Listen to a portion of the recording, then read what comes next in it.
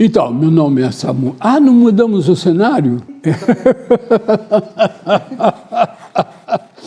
Meu nome é Alderi Souza de Matos, eu sou historiador da Igreja Presbiteriana do Brasil e gostaria de convidá-lo a assistir a uma série de vídeos do projeto Hinologia Cristã que foram gravados com o maestro Samuel Kerr em sua residência no Butantã, em São Paulo, em janeiro de 2023, ou seja, poucos meses antes do seu falecimento.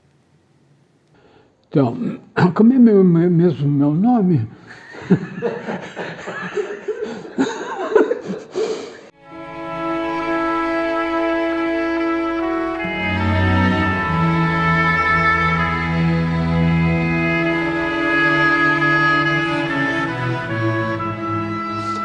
Então, meu nome é Samuel Kerr, eu trabalhei a vida toda com canto coral e eu queria contar para vocês uma história do canto coral. Eu nasci numa família presbiteriana, meus pais frequentavam a Igreja Presbiteriana Unida de São Paulo. E eu conto sempre essa história porque eles não tinham quem me deixar, então eu, criança de colo, ia no coro, no ensaio do coro, na apresentação do coro, ficava engatinhando no meio da pedaleira do órgão, essas coisas. E isso me fez ficar muito voltado para o canto coral. E como eu fiquei muito empenhado em trabalhar com a música na Igreja Unida, quando eu cresci, eu passei a ser organista da Igreja Unida. E como organista, conheci duas pessoas muito importantes. Além da Nilce, que era a minha professora, Nilce Duval Galante, que era a minha professora de órgão, e era regente do coro, tudo. Então, mas chegou na Igreja Unida o Paulo Herculano Marques Gouveia. O Paulo Herculano, eu não sabia na época, vim aprender depois, que ele era sobrinho bisneto do Antônio Pedro Cerqueira Leite, que foi um pastor formado na primeira turma do Seminário Presbiteriano. Era músico. Então, o Paulo Herculano vinha de uma família de músico, excelente pianista.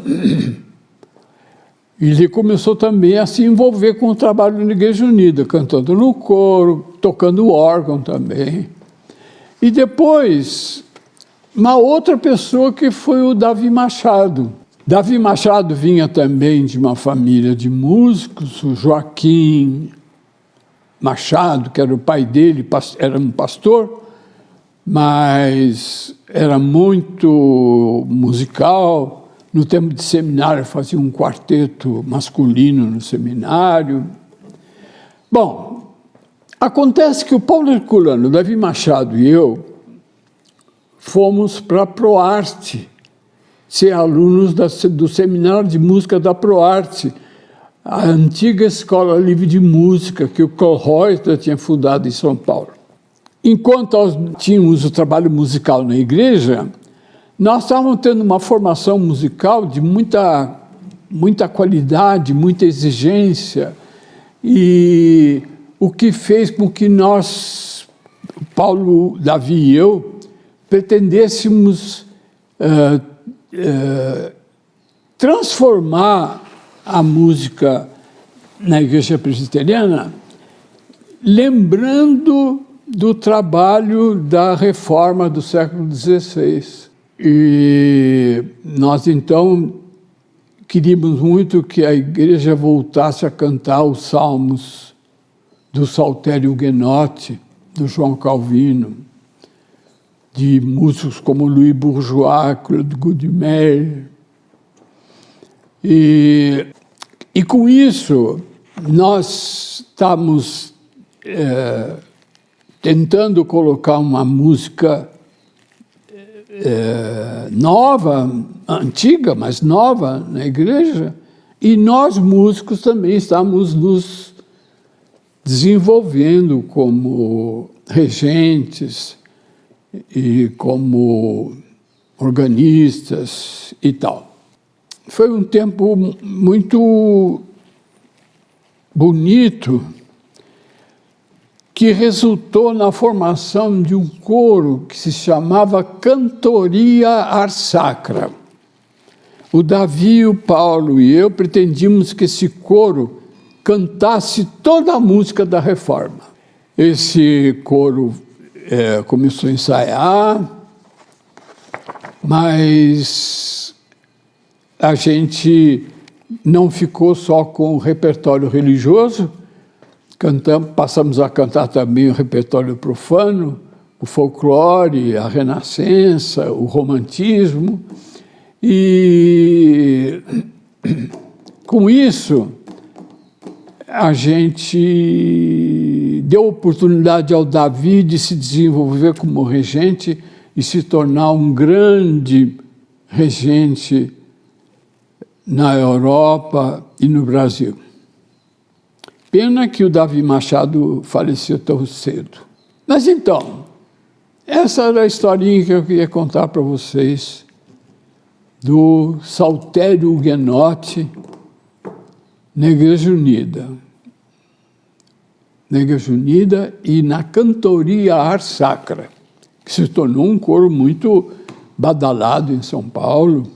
Vivemos momentos muito bonitos como músicos e como estudantes de música, né? Porque naquela época a gente estava estudando na ProArte. É isso aí.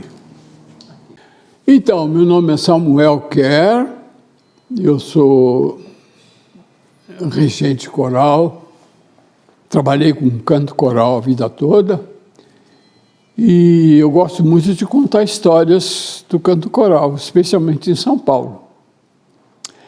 Eu não sei se as igrejas ainda têm, mas no tempo que a gente cantava os hinos do Inário, que tem números, tinha uma placa ou duas placas na frente da igreja com o número dos hinos. Esse é um costume que começou na reforma religiosa do século XVI. O João Calvino, que era um dos reformadores, junto com Lutero, Zwinglio, né? O Calvino achava que a gente só podia, na igreja, só devia cantar salmos. Então, o Louis Bourgeois, que era um dos músicos que trabalhava com o João Calvino, falou para o João Calvino: por que a gente não põe uma placa na parede com o número dos salmos que nós vamos cantar? Foi daí que começou essa tradição de ter a placa com o número dos hinos. Mas eu não sei se eu estou contando uma história que faz sentido hoje, mas quando eu trabalhei com o coro da Terceira Igreja Presbiteriana Independente, lá no Brás, na Rua Joly, fui trabalhar numa igreja que tinha uma tradição coral muito antiga, desde o tempo do reverendo Sete Ferraz, ele que regia o coro. Em Jandira tinha o João Falsini, que fazia os seminários de música. Indicou para o reverendo Sete Ferraz o Davi Machado para ser regente do coral. Acontece que o Davi ganhou uma bolsa de estudos e foi estudar na Europa, e eu então substituí o Davi no coro da Terceira Igreja Presbiteriana Independente. Naquela época, o Davi, o Paulo Herculano e eu vivíamos muito empenhados em divulgar nas igrejas presbiterianas a música do tempo da Reforma. Fazer os coros cantarem os salmos que o João Calvino tinha mandado metrificar em francês para cantar com músicas de Louis Bourgeois, Claude Goudimel e outros músicos da época que trabalhavam com João Calvino. Então, eu assumi a regência do coro da Terceira Igreja e comecei a cantar os salmos metrificados para música. Só que eles eram em francês, né? Porque Calvino era a reforma na França e em Genebra. E então era preciso traduzir para o português. E tivemos aí um trabalho muito lindo feito pelos reverendo Joaquim Machado, reverendo Jorge César Mota, professor Isaac Nicolau Salum. Era possível cantar os salmos. Tem uma coisa que eu acho muito especial, é que na Reforma, tanto Lutero como Calvino resolveram que as melodias não estariam mais com o tenor. Vinha de uma tradição desde a Idade Média de que o tenor cantava a melodia e o soprano, contralto e baixo faziam o acompanhamento. Isso não tornava a melodia clara para a congregação. Então, os músicos começaram a escrever contrapontos com a melodia no soprano. Só que, às vezes, a harmonia era com a melodia no soprano, às vezes a harmonia era com a melodia no tenor. E eu, contando com um coro muito bom lá na Rua Juli, vozes muito lindas e gente muito dedicada, eu pegava um salmo, a primeira estrofe fazia a harmonização com a linha do soprano, a melodia na linha do soprano. Segunda estrofe, melodia no tenor. Terceira estrofe, voltava a melodia no soprano. E o coro cantava tudo. Imagina a mesma música cantada uma vez com a melodia no soprano, outra vez com a melodia no tenor. E o coro da Terceira Igreja aprendia as versões.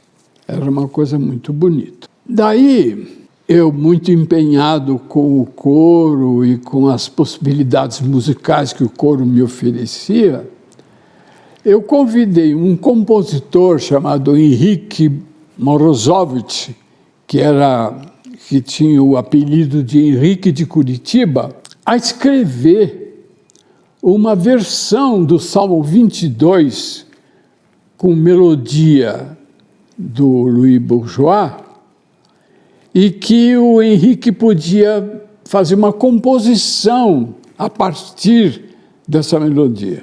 E o Henrique aceitou. Só que a gente não tinha a tradução pronta ainda. O professor Isaac Nicolau Salum estava trabalhando na tradução. Quando o Isaac Nicolau Salum tinha a primeira estrofe traduzida, eu dizia: Henrique, a primeira estrofe, a letra é essa, pode começar a fazer a música. E no domingo seguinte o coro aprendia a primeira estrofe com letra do Isaac Nicolau Salum e a estrutura musical baseada na melodia original do Bourgeois para o Salmo 22 era cantada pelo coro. E daí, está pronto, Samuel, a segunda estrofe está pronta. Eu passava a segunda estrofe para o Henrique e foi assim que nós concluímos a composição do Henrique de Curitiba, baseada no Saltério Guenotti, baseada num salmo da Reforma Protestante. E isso passou a fazer parte do repertório do coro da igreja. E hoje isso é cantado até por outros coros, né? O Henrique acabou fazendo uma versão para cordas e coro, passou a ser cantado muito, porque o Henrique fez um trabalho muito lindo. Eu gosto de contar isso porque é uma consequência dessa reflexão que a gente fez em torno da música da reforma do século XVI na versão do João Calvino.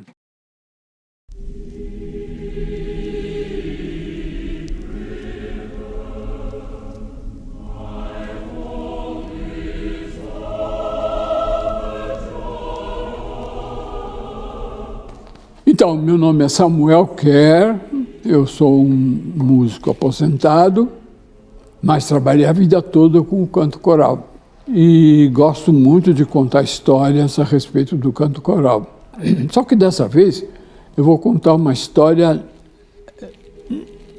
não de um canto coral em São Paulo, mas eu queria contar como eu gostava de ouvir gravações do Robert Shaw, um regente norte-americano que já faleceu, mas que criou uma escola de regência coral muito importante nos Estados Unidos.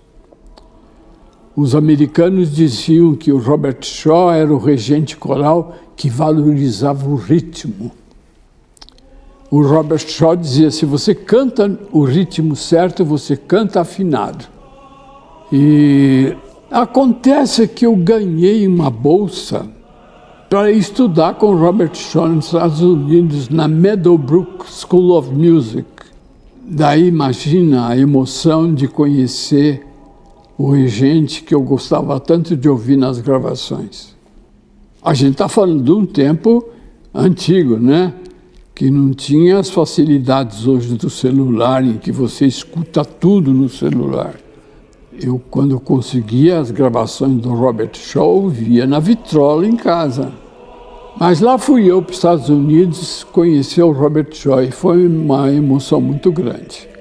Porque o Robert Shaw, como já disse, eu já contei que ele valorizava o ritmo, não só ele era muito exigente na execução rítmica, que orientava até as dinâmicas, os crescendos e decrescendos, mas tive a oportunidade de fazer com Robert Shaw obras como A Paixão Segundo São João do Bach, fazer Édipus Rex do Stravinsky. Foi um tempo muito, muito bonito. Acontece que eu encontrei outra vez o Robert Shaw, daí em Campos do Jordão, no movimento coral estabelecido pela Secretaria de Cultura do Estado de São Paulo, que tinha a orientação do Roberto Schnollenberg, da Neide Gomes, e era um trabalho muito bonito, e eles se empenharam de trazer uma vez o Robert Shaw ao Brasil, e lá fomos para Campos do Jordão para ter aula com o Robert Shaw. Isso foi um privilégio muito grande. Daí não era só eu contando que estudava com o Robert Shaw, mas os regentes de São Paulo tiveram aula com o Robert Shaw. Hoje em dia eu não sei qual é o regente coral que os norte-americanos admiram, mas o Robert Shaw teve um período muito importante na história do canto coral nos Estados Unidos, e na rabeira desse entusiasmo dos norte-americanos, entramos nós para aprender com Robert Shaw os segredos da regência coral. Né? Eu digo segredos não porque seria uma coisa que ninguém pode saber, mas é que você poder trabalhar com uma pessoa do gabarito do Robert Shaw, você aprende coisas muito especiais. E foi muito importante na minha vida de regente coral. É isso aí.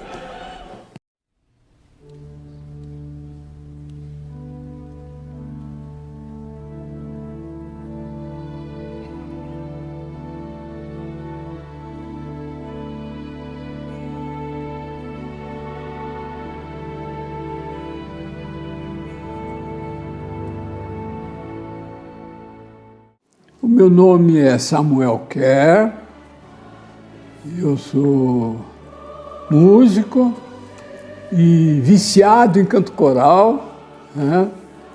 E trabalhei a vida inteira com coro. Aliás, eu cresci no meio coral, né? Meus pais cantavam no coro da Igreja Unida, mas isso é assunto para outra hora.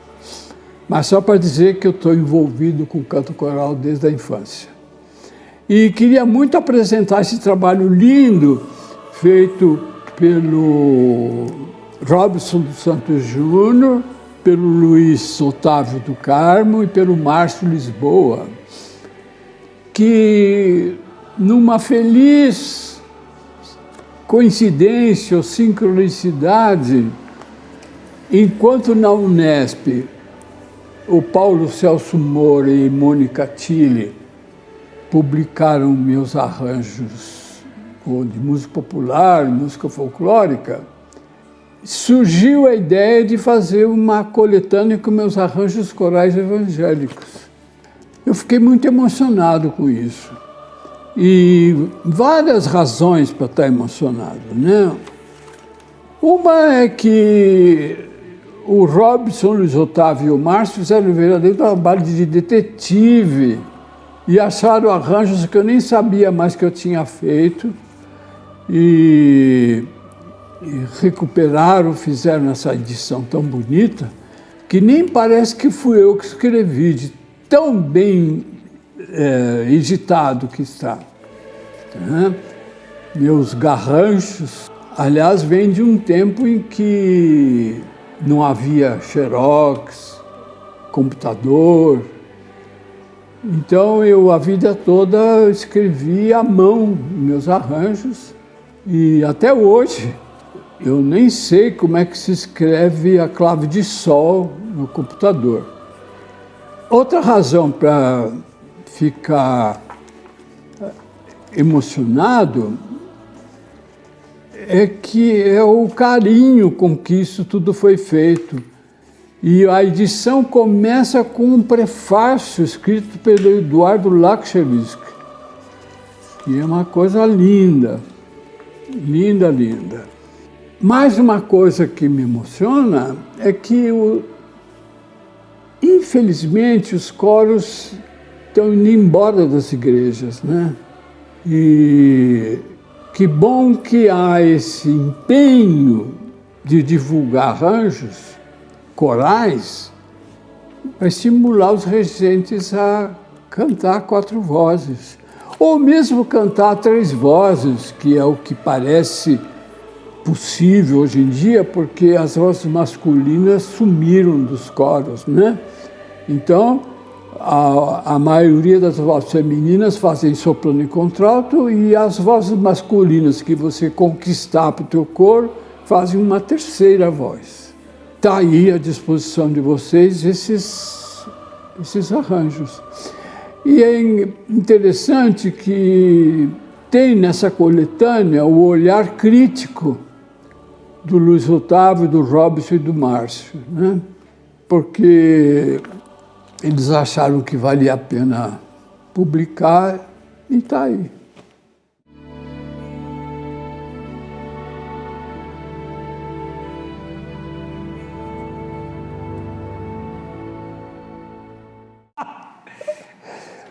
Mas você acha que o que eu falei interessa? Muito interessante. Ah, então tá bom.